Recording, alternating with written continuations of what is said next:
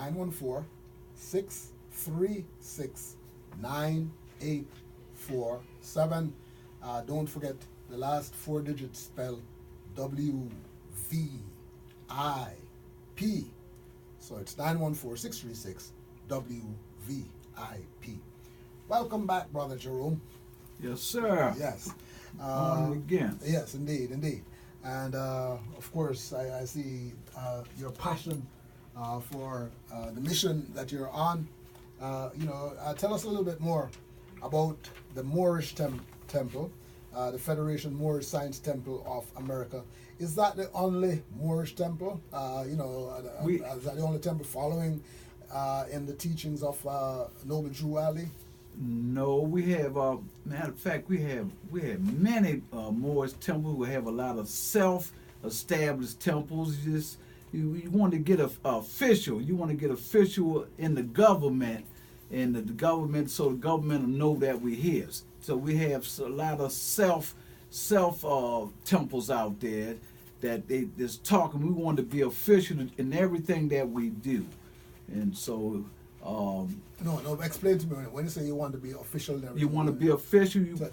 So you have some Moors out here that have the knowledge. They're not official. They're not registered with the state that they reside in, and they charging brothers and sisters for nationalization. So hold a second. If they're not official, how do they nationalize people? Can they nationalize people?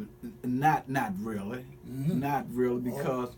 No, they can't officially nationalize people. So tell me a little bit about those people who are those organizations that have relationships with the government and are able to nationalize. Tell me a little bit about them. Well, first of all, it's a universal human right for anybody in the world, not just the Moors here. To proclaim their nationality, and so our brothers and sisters don't know the importance of nationality and all. And first of all, to go back, we need to go back and find out how we got in this situation.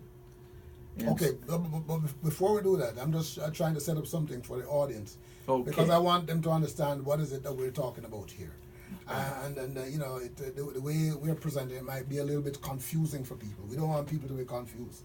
I'm just simply asking, just in terms of the Moorish Federation or any kind of Moorish organization, what is the relationship with the government? What rights do they have? What is different between a Moor and a normal person like me who's not a Moor living here in America? What's the difference?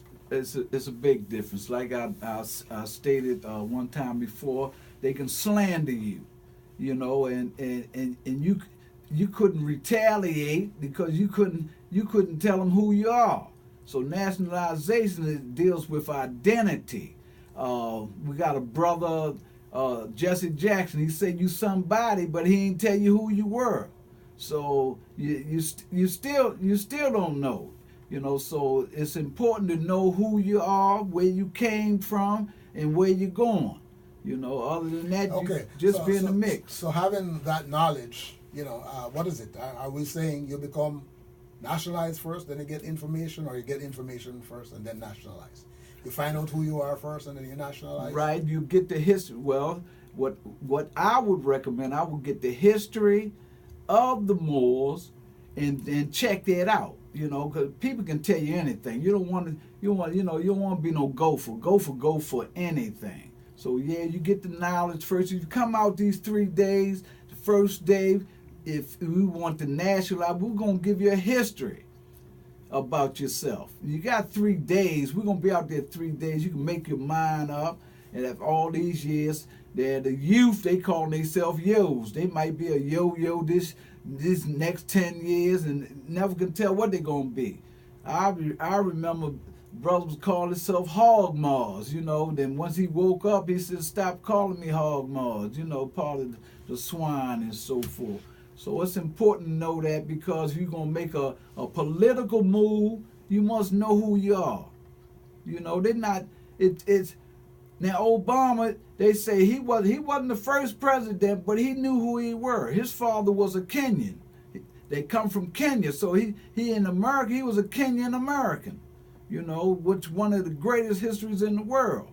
You know, Kenya, Jomo Kenyatta. You know, so yeah, you got to know yourself, where you come from. You got to know that. You know yourself before you even know God. Somebody can tell you God is a dog, cat, or a rat. You wouldn't know the difference, so you want to know the truth about yourself. Okay, and then having knowledge about yourself, what does the nationalization process entail? How does one become nationalized? Well, it's a group of Moors. So if it come out, it depends on how many people come out there. But it'll be Moors that'll take you through. It's a ritual that we take you through. So it's a ritual process. It's a ritual process. And then, having gone through the ritual, what do you get at the end of the ritual? We issued nationality cards, but that's just for like membership. And as it grow, we give you what you call a baptism certificate, with your name. You know, calling yourself your name as you're born with the Negro name, or the Negroes, black, colors, and all these different names. And then what we do, you get your what they call a free national name. It's a eel or a bay, and go through it. And then we explain the eel or bay according to Elohim, for people that familiar with Elohim. And that was a great God at that particular time, and that El represents him, and the Bey represents governor from the Turkish nation, because they came and invaded North Africa. That's how we wind up with the Beys. Okay. So having got your name, then your relationship to the government of the United States of America changes. Yes, it does. Mm-hmm. All that depends on you. You're going to stop being your old self, your new self. You know who you are. Mm-hmm. You know, if somebody calls, your first step would be that to challenge that. If somebody called you out the name, you can get a person, tagging them off their call. They holler out the window, stick their finger up at you, something like that. Yeah, you can go ahead. Yeah, you can sue that person. Mm-hmm. You know. And what kind of court do you sue them in? Hey, civil court. That's it, right? Civil court. The civil court. You take them right there to civil court, the same place where you go for like your rent and stuff like that. Your community civil court. You go right there and file a lawsuit against them for slandering you, calling you out your name. And so they've been calling us out our name, my God, ever since that our people that went through slavery and up to today, through that Jim Crow-ism. Mm-hmm. I wouldn't care who called you. You can try them and take them in a court of law. And what kind of support you have for your nation when you go to court? Do they go to court on their own, or do they have lawyers or people who can advise them as to how to proceed? Most of the Moors, they go to court, they represent themselves. They know more than the lawyer itself. Mm-hmm. Especially if they get assigned a public offender, and if he's a Negro, then the law haven't changed that through a Dred Scott decision. People that's not familiar with the Dred Scott decision, 1857, that a Negro has no rights that a white man is bound to respect. See, you don't want no Negro. You want your peers. So if you're a Moor, you want another Moor to represent you. You can either represent yourself. So that you have to look at that. These are the type of laws that we up against. Indeed. So you're saying then once you become nationalized, you have more rights under the Constitution. You have more rights. You have human rights. Human rights. Yes. Sister Diane is an assistant to Brother Jerome. She's here in the studio with us. Sister Diane, you want to say something? Yes, I just have Hold a second, Sister Diane. Let me see if you're full. Go ahead. Try again. Yes, I just have one thing to say. The Federation of the Moorish Science Temple do have people to represent you in court. Mm-hmm. Okay? Mm-hmm. We are established. If you need help, we have people that will help you. Mm-hmm. And let me ask you before you go, the kind of procedures you go through in court, would that be normal procedures other than what he describes as a Negro? Is that the same procedures as ordinary citizens, or it's different? No, it's the same procedure. The same procedure. Yes. Yes. Mm-hmm. Go ahead. Yeah, Roger. well, it's some different procedures that our brothers and sisters need to know. First of all, we don't swear. We affirm when we go in the courtroom. First of all, you want to stay out that European courtroom. That's first of all. But if you go in that courtroom, you don't swear. And if you got a fez or a turban on your head, you don't remove that when you go in the courtroom.